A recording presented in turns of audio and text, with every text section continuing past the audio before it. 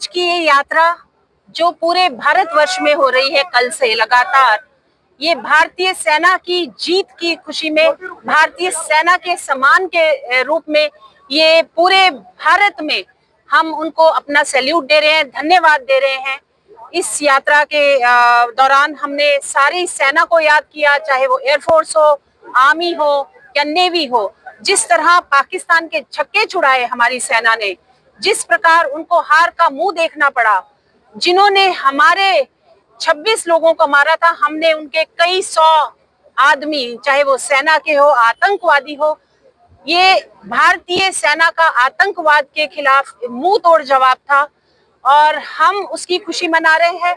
हम उन लोगों को भी नमन करते हैं, उन सेनानियों को भी नमन करते हैं जिन्होंने अपनी जान गंवाकर भारत माता की रक्षा की। हम उनके परिवार को भी नमन करते हैं जिनके परिवार के प्रियजनों ने भारत के लिए अपनी जान गंवाई। हम उनके साथ खड़े हैं और इस तिरंगा यात्रा के उसमें हम उनको कहते हैं कि पूरा भारतवर्ष आपके साथ खड़ा है, आप अकेले नहीं हैं। भारत अब वो कमजोर देश नहीं है जिसपे कोई भी उंगली उठा सकता है। हम उंगली ही नहीं, हम उसकी गर्दन काटने का वो रखते हैं। ये नया भारत है, ये नई चुनौतियों को नई तरह से उसका सामना करता है। पाकिस्तान ने अगर अब कोई ऐसा काम किया तो पाकिस्तान का नाम मिटाने का श्रेय रखता है हमारा भारतीय सेना के सारे योद्धा जो हैं। मैं इसमें माननीय प्रधानमंत्री जी की भी जिस प्रकार से उन्होंने सेना को आगे रखते हुए उनको फ्री हैंड दिया, मैं उनको भी धन्यवाद करना चाहती हूँ, क्योंकि उनकी लीडरशिप में ये संभव हो सका कि नए भारत ने जिस प्रकार दुनिया के, चाहे वो चाइना हो या अन्य देश हो जो पाकिस्तान के साथ खड़े थे, तुर्किस्तान हो, उन सब का एक जवाब दिया कि भारत अब किसी से डरने वाला नहीं। हमारे पास आर्म्स है, एम्यूनिशन है, टेक्निकल वो नॉलेज है, हम टेक्निक में सबसे आगे हैं और हम ना किसी के न्यूक्लियर उससे डरते हैं। मुझे लगता है उनके पटाखों ने तो सबको देख लिया, चाइनीज पटाखे थे और वो कहीं भी कुछ भी असर नहीं कर सके भारत की धरती पे। हम नमन करते हैं अपने सेनानियों को जिन्होंने आज हमें ये दिन देखने के लिए सुरक्षित रखा। धन्यवाद। पर विपक्ष सवालिया निशान खड़े करें, उनको क्या करना चाहिए? आप उनसे पूछिए, उनका जो दुनिया है और अपना देश है क्या हर्ष करने वाला है, आने वाला समय बताएगा।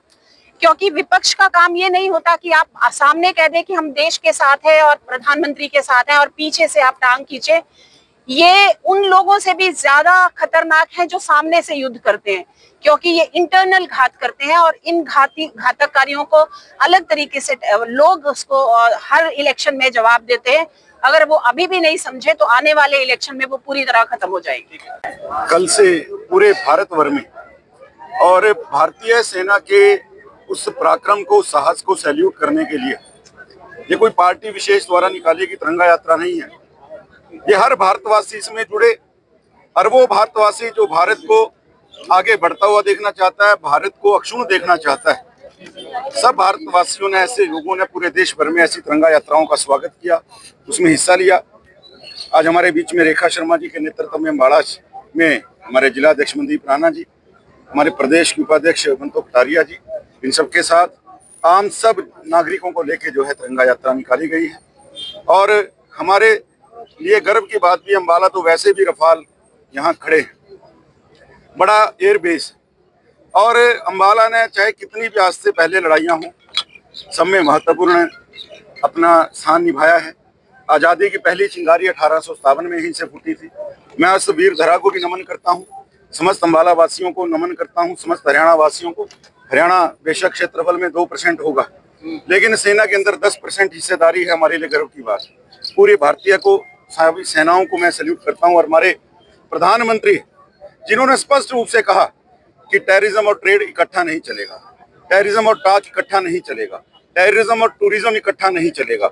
अब बात होगी केवल पीओके के ऊपर होगी, बात होगी टेररिज्म के ऊपर होगी। भारत किसी भी सूरत में झुकने वाला नहीं। और अंदरूनी सूत्र जो है आपको ही पता है, पाकिस्तान इस समय बेहाल हो चुका है आर्थिक रूप से भी। जो देश एक सुई नहीं बना सकता, केवल टेरर फंडिंग के ऊपर उसकी रोटी चल रही है। उनके आकाओं को स्पष्ट संदेश है, भारत की तरफ आंख करेंगे तो भारत उनकी गर्दनें उतारेगा।